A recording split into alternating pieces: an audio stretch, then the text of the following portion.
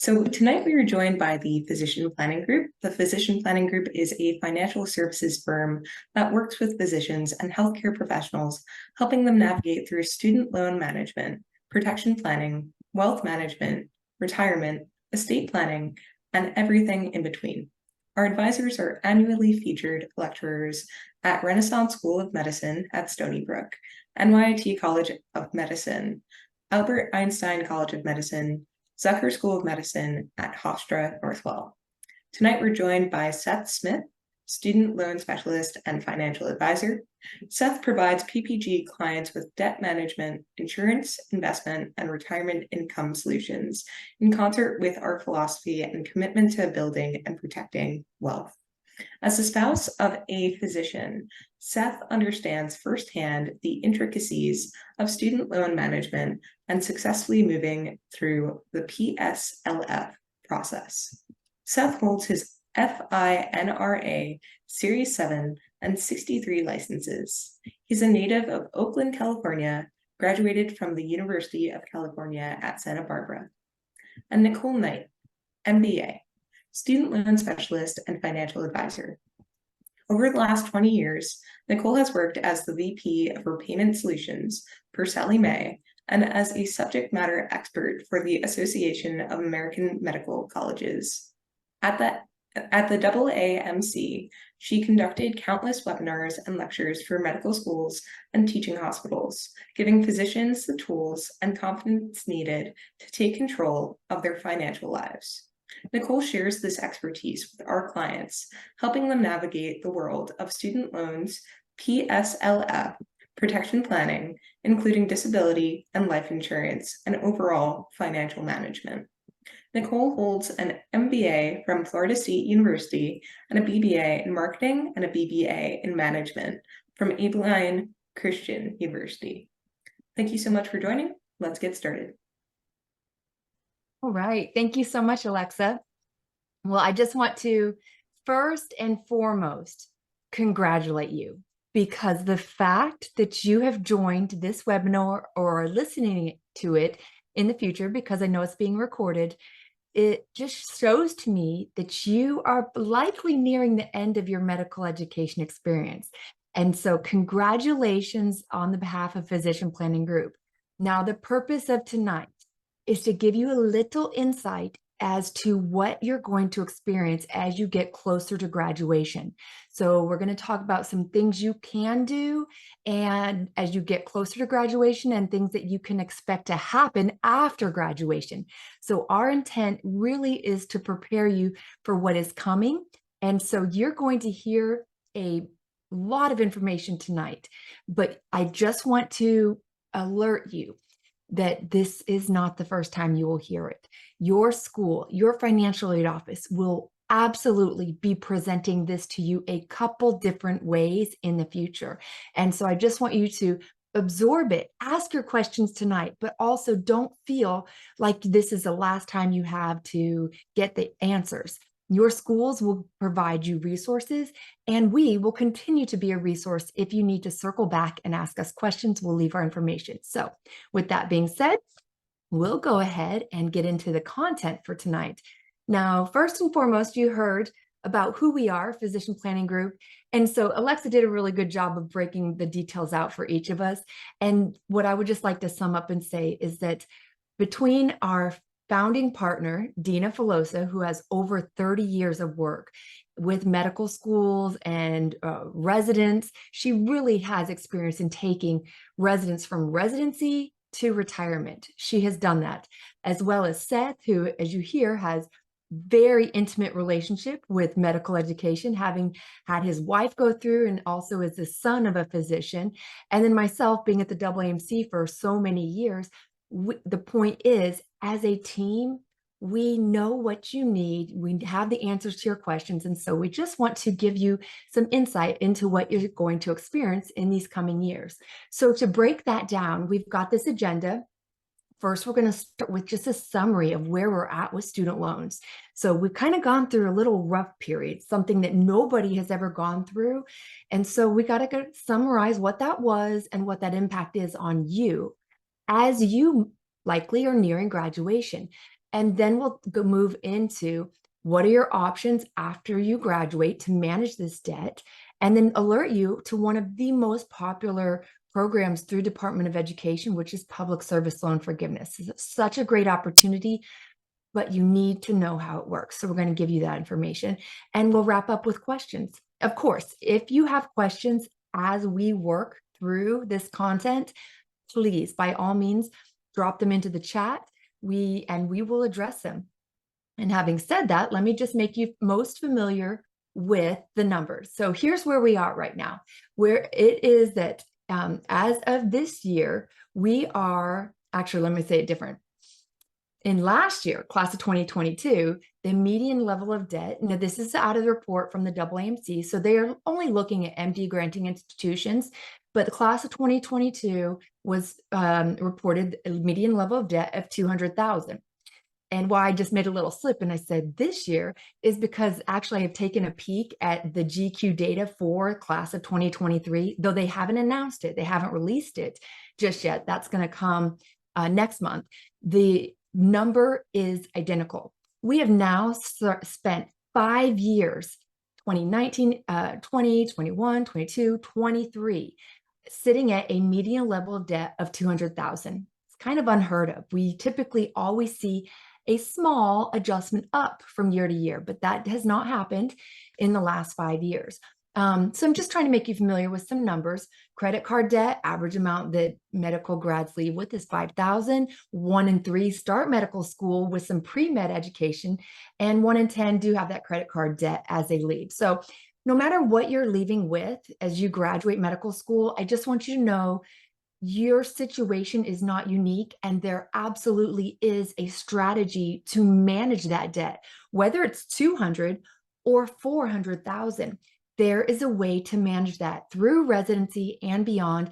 And it will, though it seems like it's going to break you, it will not. Absolutely not. And I'm going to show you the reasons why I can guarantee that you will not be financially broken by your student loan debt. But I'm getting ahead of myself, because first I need to talk to you what we just went through. And what we just went through was, obviously, it was COVID. It was a pandemic. And the impact of the pandemic is that there was a CARES Act that was rolled out, and it affected your student loans in specifically 2 ways. One was that it stopped interest from accruing on all federal student loans. And for those who were in active payments, it stopped payments from being required. So those 2 impacts, no interest and no required payments, that's been in place since March of 2020 until August of this year. In fact, September 1st, interest started accruing. And though you might not have seen that happen in your loans because you're not looking at them, interest did start accruing in your account last month, and it's accruing today even, like it has always accrued. Based upon the statutory interest rate for the loan, that's what's occurring. And really what we're doing is going back to normal. Now, other things to know about this freeze, this pause on accruing interest that we just went through, and the payment pause, is that it did not, though it affected federal student loans, it did not affect private loans or Perkins loans, or if you had older federal loans called FFEL loans. So I just want to say that in case you potentially have any of that in your portfolio, those loans continue to accrue interest and continue to require payments. Now, the final piece that one should be aware of what we just went through with the freeze on interest and payments via the CARES Act impact is that time, that 3 years plus some months, that time counted. It counted for 2 things that may impact you in the long run. Actually, let me not pause that. If you're still in medical school, that time doesn't count, but it did for those who had already left school, could have counted, because there are 2 repayment plans or options that you will see in your own future. And those have to do with term forgiveness, meaning that here's a promise: you will not pay these loans forever. You absolutely will not, because every single repayment plan has a term, it has a limit. And once you get to that limit, whether it's 20 years or 25 years, or in some cases 30 years, you will have the balance that still exists at the end of that term forgiven, a term forgiveness. So just know that that is one element that could be a part of your future. And another forgiveness program that could be a part of your future is public service loan forgiveness. And we're going to go in depth in that later. But I just want you to know those were two programs that some who were actively repaying and actively doing qualifying work potentially these last 3 years and some months could have been benefited from the 3 years and months that we spent in this COVID forbearance or the CARES Act impact. But it likely wasn't you as a current medical school student. Though if you have any questions about any of those elements, please reach out. Now, at this point, I'd like to just go ahead and turn it over to Mr. Seth Smith. Yeah, so the scariest thing out there for people in med school, and for me and my wife when she was a fourth year, is thinking about what are we going to do about this $200,000, $300,000 of medical school debt when graduation comes around. Bear in mind, the designers of student loan repayment strategies know that not everybody finishes their education and is immediately making a high six-figure income. There are repayment options that are based on your income rather than based on your debt portfolio itself that can make this affordable during residency. And that's where we're going to start with how to repay, is that most of you, because you have to do a residency after med school, unless you're, going to go do general practice and board immediately and take the non-traditional route, most of you are going to have to do a residency, and you're going to be making a low salary during that period, a $60,000 or a $55,000 annual income. So as you enter repayment, no, you are not going to immediately drown in your student loan debt. There are options designed for you and your situation, and those options will help you advance the ball. Get to know on the next slide this website right away, which is the studentaid.gov website. This is the same place where you filled out your FAFSA. You may have gone here for other resources during school, but there is a loan repayment section that's going to be active once you enter repayment that will tell you some vital things. Who is your loan servicer? How much do you owe? Where do you contact people regarding your student loans? All of that information for federal student loans is warehoused here at studentaid.gov. You're also going to have to interact with a secondary company. This is what's called a loan servicer.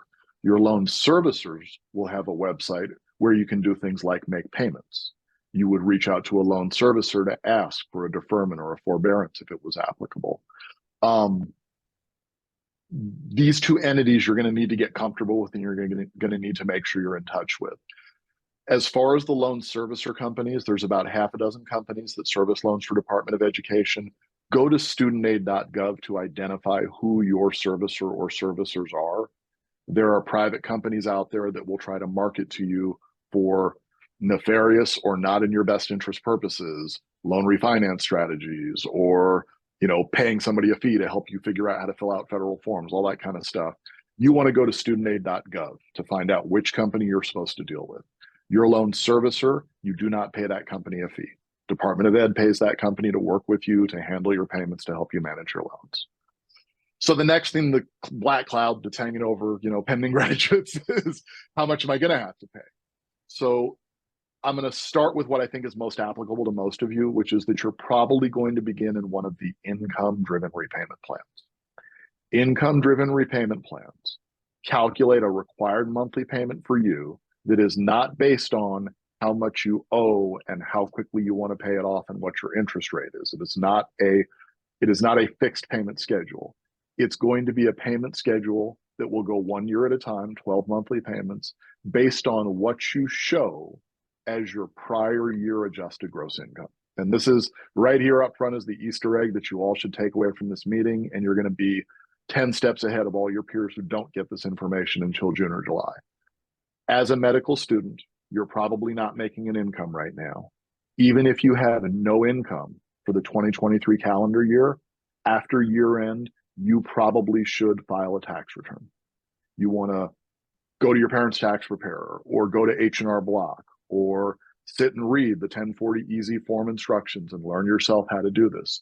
But you want to file a tax return under your own social security number, an individual return, which is separate from being dependent on your parents' returns.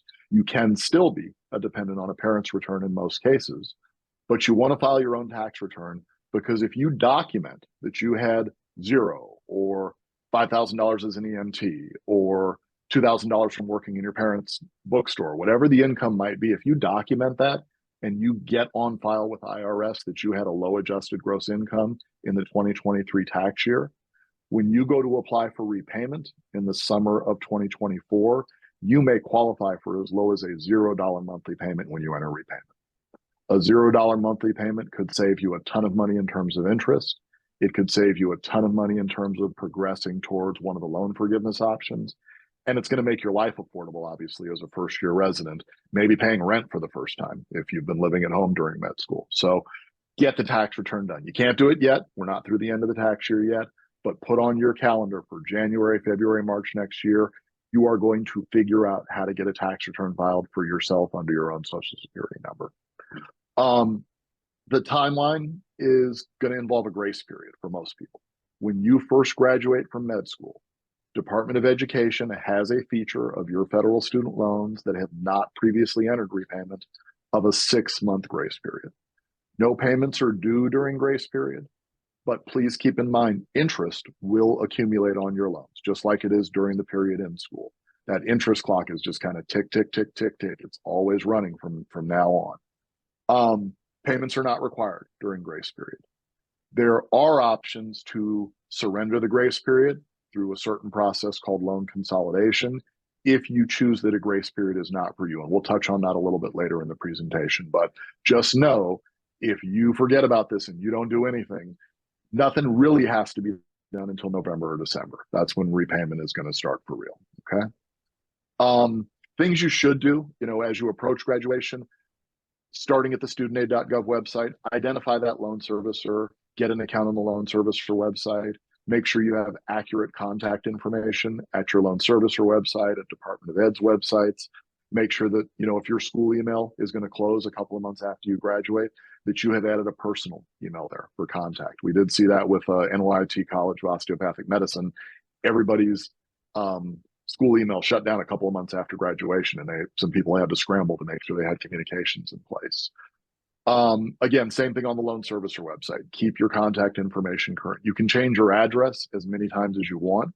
So you could use your family's permanent address, or you could use your apartment now, and you can change it again in July when you move for residency, but stay on top of that communication. You want to start exploring those repayment options. The studentaid.gov website has a repayment loan simulator. It's a decent calculator for figuring out what will your payment be immediately based off of the income number you plan to submit.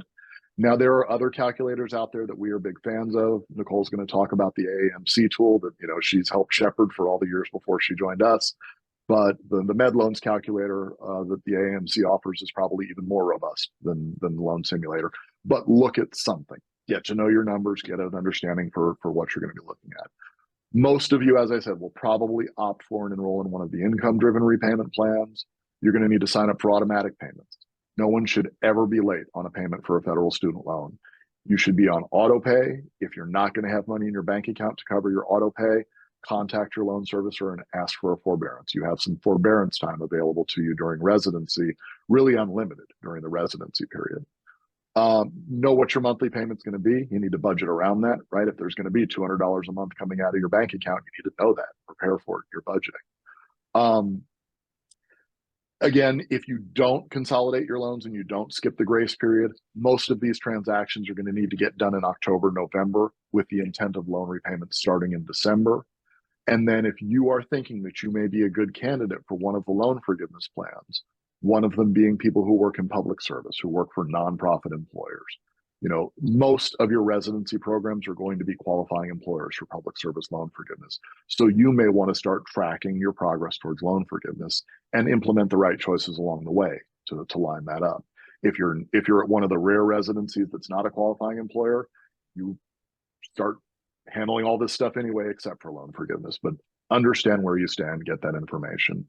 Again, please don't respond to random emails from companies you haven't heard of. Go to studentaid.gov, look at the listing of your loans and identify who the loan servicer is. Use the link on studentaid.gov to get out to your loan servicer websites. we live in a time and place where the internet can be dangerous, and there are people spoofing federal student loan servicer websites because they can capture a whole lot of data. So just be safe you guys have grown up with this technology. You should probably have pretty good hygiene habits about it, but just make sure, start at studentaid.gov to make sure you're going to the right places. Consolidation, right? This was one of the questions for a graduate. Should I consolidate my loans? Some borrowers, particularly people who are interested in a loan forgiveness path, may want to eliminate that 6-month grace period and file for consolidating their loans as soon as they graduate. Consolidation is a Department of Education, a studentaid.gov process and application where the Department of Ed will replace your direct unsubsidized Stafford and your direct Grad Plus loans and your direct subsidized loans, if you had any from several years ago in undergrad. They will take all of those individual loans and they'll turn them into one consolidated Department of Education direct consolidation loan. Please do not confuse consolidation with something else called refinancing. Refinancing is when you take a group of loans, you reach out to another lender to see if another lender will give you a better interest rate on your loan portfolio. Refinancing student loans does not exist within the federal student loan system. You cannot drop your interest rate with the federal government. If you try to drop your interest rate, you are reaching out to a third-party private institution. You're going to end up with a third-party private loan. Private loans do not have public service loan forgiveness. They generally do not have income-driven repayment. They do not have maximum repayment term loan forgiveness. They do not have forgiveness upon death for your spouse, right? There are major drawbacks to refinancing federal student loans, and it's something that in our firm, we are almost never advising a new grad to refinance immediately. It's something you should proceed with very cautiously. Consolidation, on the other hand, that's Department of Ed working for you. They're repackaging your student loans into one loan. That one loan does not have a 6-month grace period. This is how you skip the grace period. So you can't do it immediately when you graduate because there's a prohibition while you're in an in-school enrollment status. It takes a couple of weeks for your school and your loan servicer to update that status. But within a month or two of graduation, you would be eligible to consolidate your loans and thus eliminate the remainder of the 6-month grace period. The advantages to that, again, if you're pursuing loan forgiveness, it speeds up your progress towards loan forgiveness. If you're enrolled in a repayment plan that has an interest subsidy, you're going to start getting your interest subsidy because you signed up, because you skipped the consolidation or you skipped the grace period.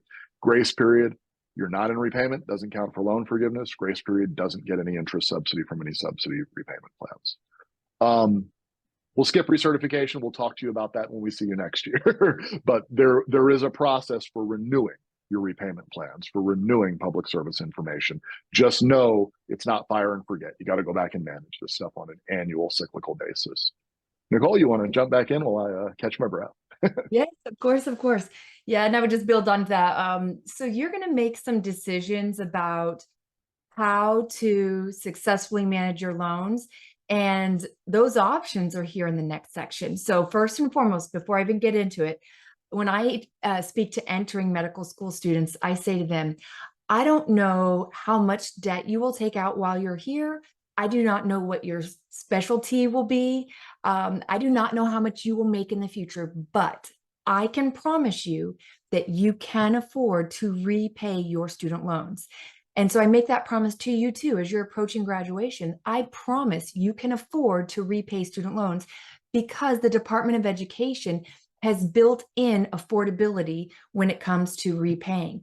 But on that same note, that's not your only option. You see, federal student loans have a lot of flexibility built into them, and you get to decide how to manage them at different points in time. So during residency, as you leave medical school and become a resident and work your way through residency and maybe fellowship, you have the option to postpone payments or choose to make payments by picking a repayment plan. And so postponing is pretty straightforward in that there's either a deferment or forbearance in play. Now, I will say, as a resident, you have a mandatory forbearance that is available to you, meaning if you don't want to pay, all you have to do is contact your servicer and let them know I want to postpone payments.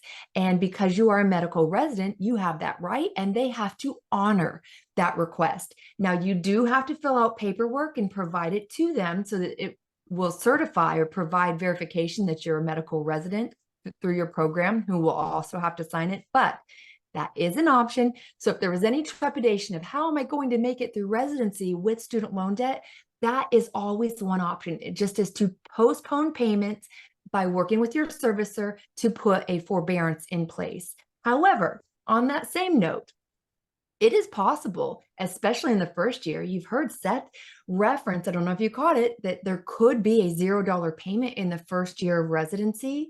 You know, if certain things happen with your taxes, filing zero income taxes, that can help lead to a zero payment. So that first year could mimic a forbearance, but cost you nothing, yet progress you towards some of the forgivenesses options that we've talked about, like PSLF or the term forgiveness. So these two are always options you have throughout residency, postponing or making payments. Now, when we look at making payments, Nicole, I'm sorry to interrupt. We just have a couple of questions in the chat, and I figured we could address them before moving forward. very timely. Go ahead. Yes. So Joy asked, do you know which hospital residencies don't count for PSLF? And also, are some hospitals not applicable for PSLF? Yeah, so PSLF, I'm not going to focus on hospitals. I'm going to rather say to you that qualifying employers are the employers that are 501c3 nonprofit employers. So these are employers that teaching hospitals that are nonprofit teaching hospitals, but there are some for-profit. Now, the majority are nonprofit, but if you are working at a for-profit hospital, which they are scattered throughout the United States, your time there will not count in many situations, though there was just a new, what would we call it? They've Exception created, yeah. Exception. That's exactly what it was. It's an exception because even though you're not working for a nonprofit, you're providing a public service. So thus, you are swooped into the public service providers, and thus PSLF is an option for you. Now, on that note, I will tell you something that your employer or the ones you're considering, they know if they qualify or don't qualify.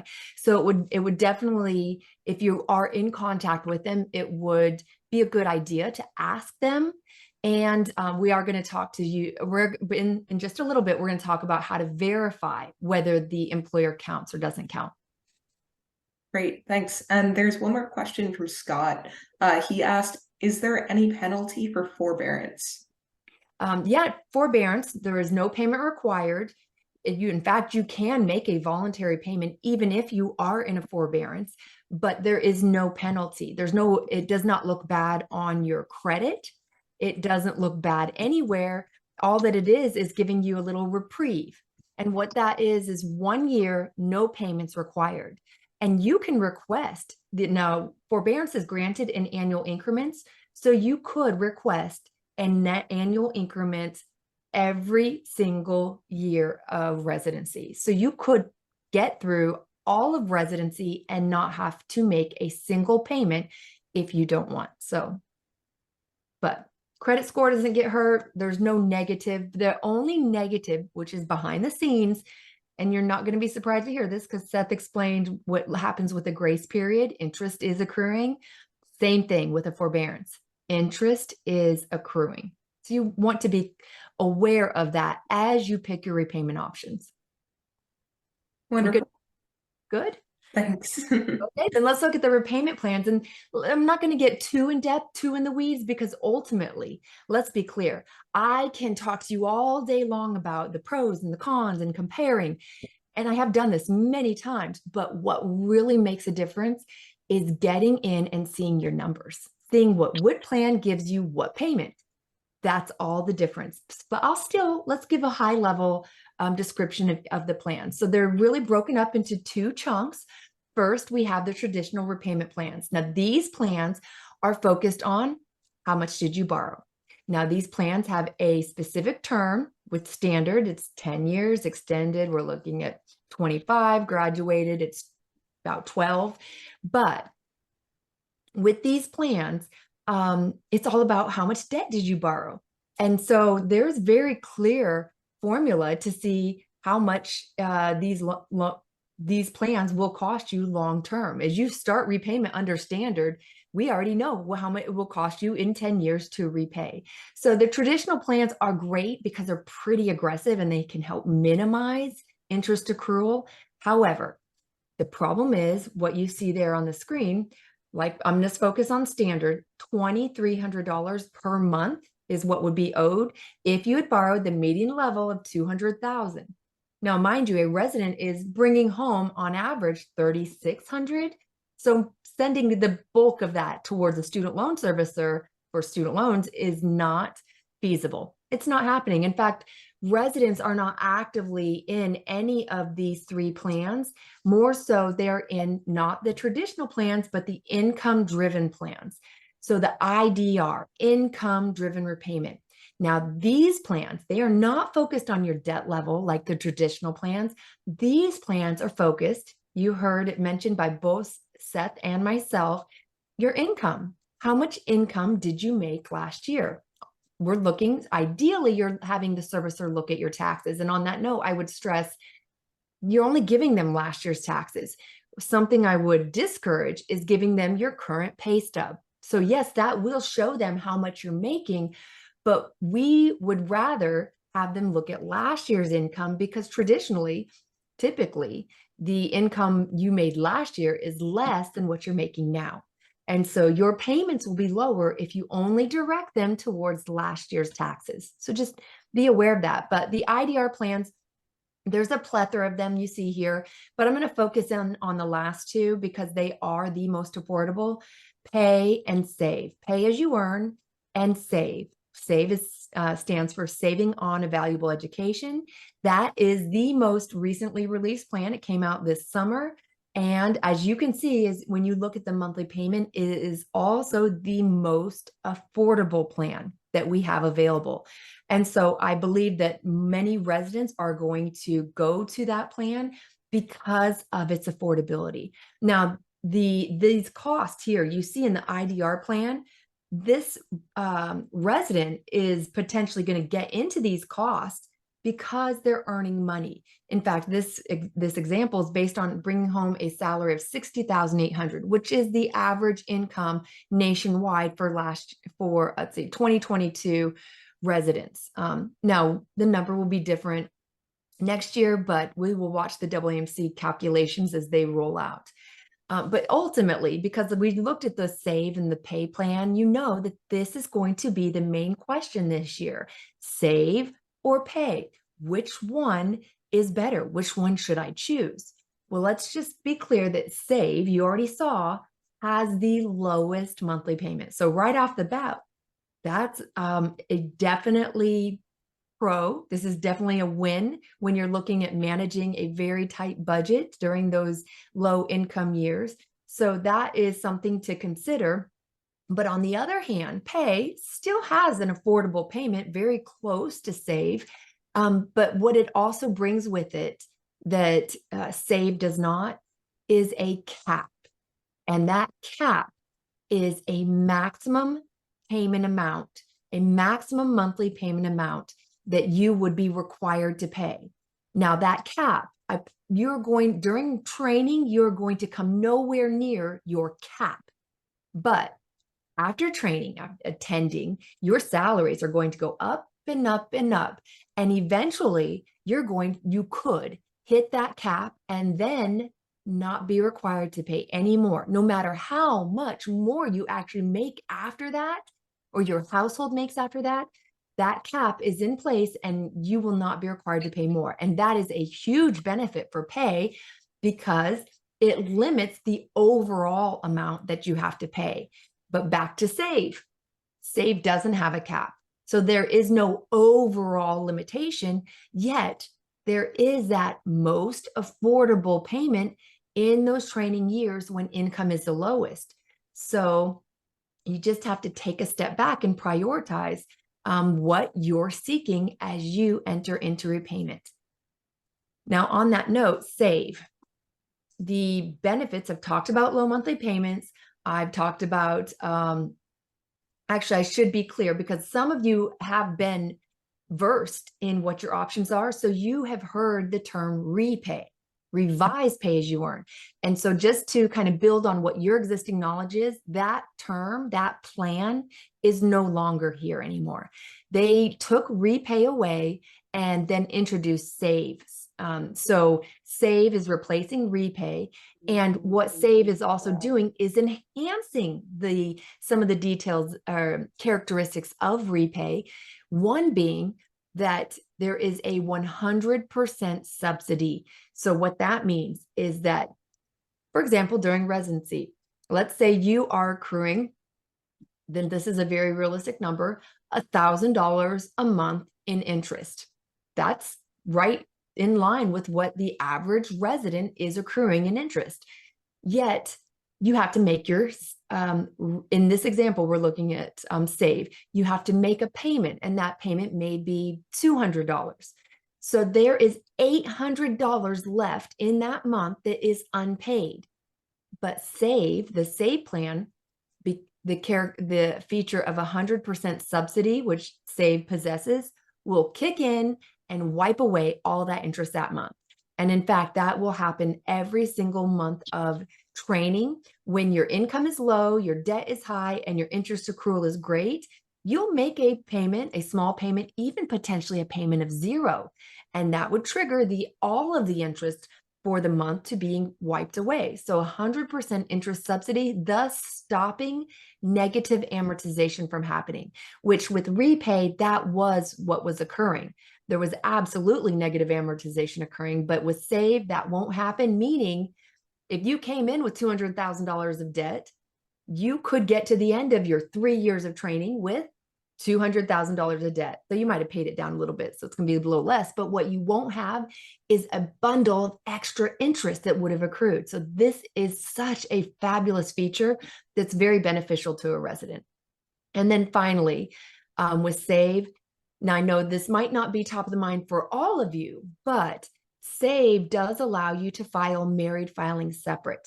And that's going to be an important detail. Those who are married or approaching marriage, this is going to maybe perk your ears up, because if you are interested in pursuing public service loan forgiveness, or if you're just worried about how much your household is going to have to pay towards the loans, by filing married filing separate, yes, there's some implications on your overall taxes. So you'll have to see an accountant for that to gauge what that is.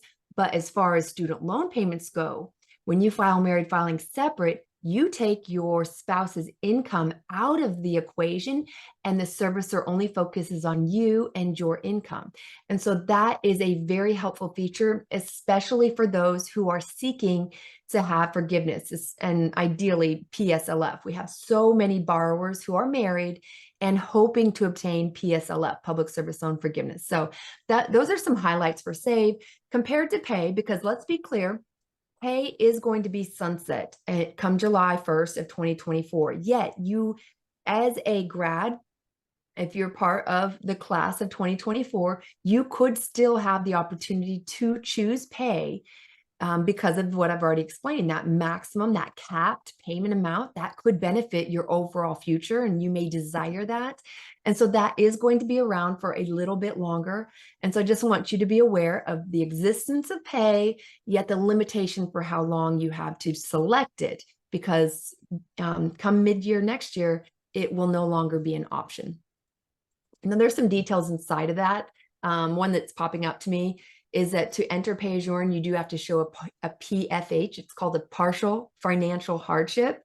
You notice I didn't say any qualifications to enter and save. And that's because pretty much as long as your loans are federal student loans, there's not really any qualifications. They made it very easy to get into save. But with pay, you do have to show that PFH.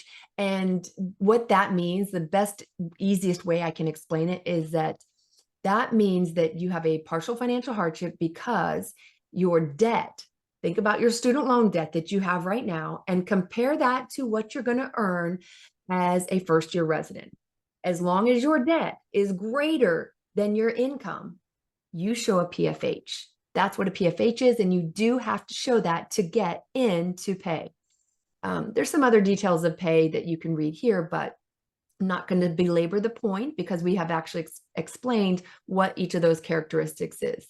Now, Seth's pointed out and highlighted, and so I will come behind him and reiterate, filing taxes for 2023 is going to put you in the very best situation for your payments first year. So your first year medical resident student loan payment, having it be very low, if not zero, it's just going to set you up for some flexibility you wouldn't have otherwise. And so highly encourage filing taxes come next year. Now, marital status, should you file married? Should you file separate? I'm going to give you a resource that will allow you to actually run the numbers and see if I filed jointly. So you bring your spouse's numbers in, their income, their student loans, and put your loans in there. You are going to see what your student loan payment would be. But then you can take them out of the equation and see what your student loan payment would be by removing them. And then you'll know, will I be in a better or worse situation, speaking regarding your student loan payments, by utilizing this, the MedLoans Organizer and Calculator. This is a resource from the AAMC, and I will tell you, it is the only way to get a clear estimate on what you're going to have to pay for these loans. Because the Department of Education, though they've got a calculator and it's mildly helpful, it only helps up to a certain point, because what it won't do, it does not quantify the change that you will go through. And that is that you have the lower income during training, and then you have a much higher income post-training. And so the MedLoans Organizer and Calculator, also called MLOC, it does factor in that change of income. And so you can see overall results for how long you pay, how much you'll pay approximately. Right now, though, I will caution you that you can get some examples for all the plans we've talked about, except for SAVE. SAVE is still in the works, meaning they're still putting it into the calculator. So they're building it out. And they've announced that it won't be available until January. So we're just waiting anxiously for that to come out. So if you haven't used the MedLoans Organizer and Calculator, I would encourage you to get access to that, because as a medical student, whether DO or MD, you should have free access. And if you don't have access or can't figure out how to get in, email Deneen Hales. Her email address is dhales, DHALES @AAMC.org, and she will get you access to this calculator, which again is what I believe is the best tool to figure out what your best repayment strategy will be. Seth, would you like to take? Yeah, I wanted to just give you a little bit more information and a little bit better picture of what public service loan forgiveness is all about. If you borrowed money for medical school debt, you have probably heard of this program. If you've been on studentdoctor.net, you've been reading about people's experiences with it. If you're a White Coat Investor reader, you're hearing about it there. Public service loan forgiveness is potentially one of the most valuable federal student loan borrower benefits. Keep in mind, you've heard this described as a 10-year loan forgiveness. It is not a 10-year loan forgiveness plan. It is a 120 qualifying monthly payment loan forgiveness program. And a qualifying monthly payment is going to require that you meet a couple of conditions. Number one, you have to have eligible loans. The direct loans portfolio is eligible if you have FFEL loans from old undergrad, or if you have Perkins loans. Those are not eligible. They can be made eligible through loan consolidation. If you have private student loan debt, it cannot be made eligible. You cannot consolidate private student loans with your federal student loan portfolio. In addition to having the right type of loans, you need to have been making eligible payments. And an eligible payment is going to be a payment under one of the income-driven repayment plans or the 10-year standard repayment plan. Also, the cap under the pay-as-you-earn plan. Those payments count. If you consolidate your loans, the standard repayment plan on a direct consolidation loan is not a 10-year plan. It's a 25-year plan in most cases. That 25-year repayment plan, that's not a qualifying payment for public service loan forgiveness. So you need to Measure twice, cut once, get advice, review the details, plan on using an income-driven repayment plan if you're going to pursue public service loan forgiveness. And then you've got to have eligible employment. And this is the one that we got the great question from Joy earlier, but are you working for a qualifying employer? Qualifying employers are generally going to be nonprofit employers. So, you know, the religious health systems or the Northwell Health System in New York or the Sinai Health System or Columbia Pres. Those are all nonprofit employers. During residency, it's pretty clear because you're working for the hospital. Well, after training is over, keep in mind, you don't have to be bound to inpatient hospital employment. You can be working in an outpatient practice that feels like private practice. It looks like private practice. In some cases, some of our clients are in buildings they own. They bought the building, but their practice was acquired by a nonprofit health system. The key is who issues your paycheck, not where do you work. If the entity that issues your paycheck is a 501c3, a public service organization, any level of government, so a municipal hospital, a county hospital, you know, the state university hospital system, those are all qualifying employers. The exception, there is a new exception that was created specifically for those working in states where state law prohibits the direct employment of physicians in your specialty. This is often referred to as the Kaiser exemption. So if you're working for Kaiser in California, you're working at a Kaiser hospital, which is a nonprofit entity, but your employer is Kaiser Permanente, which is a for-profit corporation owned by the physicians. Now, California statute requires that the majority of specialties in California are not directly employed by the hospital. So you can't work directly for a 501c3 because of California law and how the Kaiser system was set up. And I'm not picking on Kaiser. They're just the example this was really built for. You now, if you are working in a for-profit entity, but providing contracted services to a nonprofit institution by state regulation, now you can qualify for public service loan forgiveness. So that's a new feature there. I'll keep moving so we don't run out of time here. 120 qualifying monthly payments, not 10 years. If you use some forbearance, that time doesn't count. If you make late payments, that time doesn't count. If you take a break and work for a private employer as a locums, that time doesn't count. But once you've made 120 qualifying monthly payments, you then submit an application to get your loans forgiven. There is a process for recertifying or certifying your employment for public service loan forgiveness. You can do it on a form. There's an even better tool now called the PSLF help tool you find on studentaid.gov. It'll create a DocuSign form. So do it electronically if at all possible. It's brought the error rate way down. It's getting approvals done faster. It is one place where technology is working correctly and to your benefit. So studentaid.gov, PSLF help tool. You can't certify this before you start work. So after you match, you haven't actually performed any work for that employer yet. Wait until after you've made a monthly payment in repayment while working in residency, then start certifying employment. PSLF is not taxable. This is a big one, right? If you've got a 10-year surgery training plan and you're going to be making tiny payments as a resident that whole time, and you picked pay so that you'd have a cap on your payment, and there was all this negative amortization for 10 years, and you graduated with $200,000 of debt, and now you owe $500,000. PSLF forgives that $500,000, and there are no taxes due on the forgiven amount. Any other loan forgiveness, there's going to be taxes imputed. They're going to treat the forgiven amount like ordinary income. So an income-driven plan forgiveness, or if you get your mortgage forgiven for a hardship, whatever that may be, most loan forgivenesses are taxable events. PSLF is tax-free. We'll keep moving. You want to walk us through our numbers here, and then Sure. So just an example, because I think it's I think we just want to drive the point home. Like Seth said, this is incredibly valuable program for those who want or will by default, because of their specialty, end up in such a long training. It may simply make sense to intentionally stay a little bit longer. But here's a simplified example of what PSLF can do for a physician. So we're using Dr. Median, we're using the median level of debt that we've talked about, the 200,000. And if Dr. Median were to be in pediatrics, so we have a 3-year residency followed by 7 years in a community health center.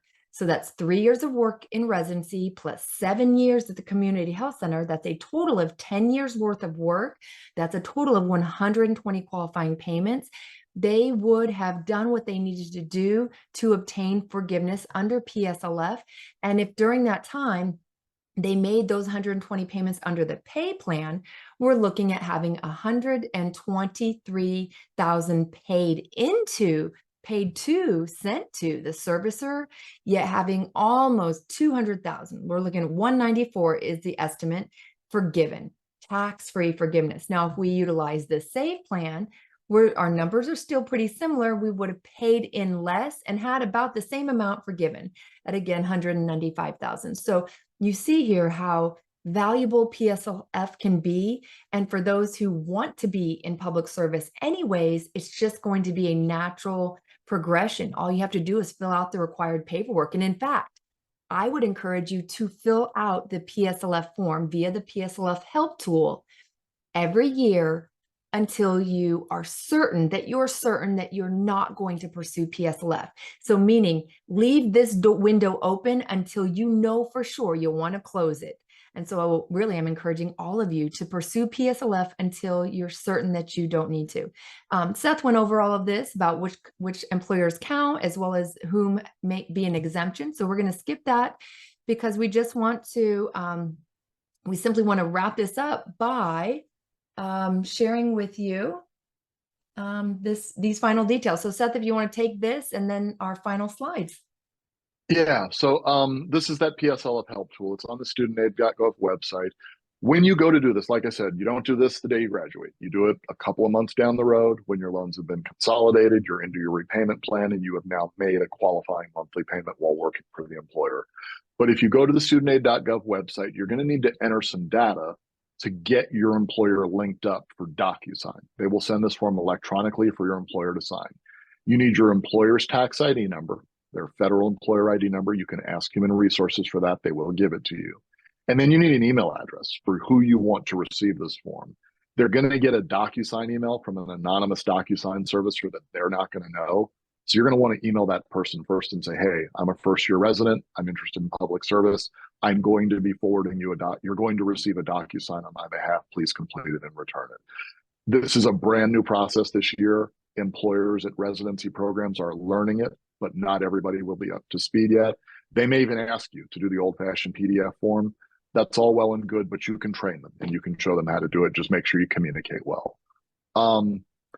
The last thing I want to hit on before we wrap up and before we let you go, well, there's two things. Number one, your loan servicer, I do want to point out, when you call in and you've got a problem and there's something wrong with your repayment plan, or they haven't finished your consolidation, or you're looking for advice, I do want all of you to know when you call the student loan servicers, you're reaching call centers.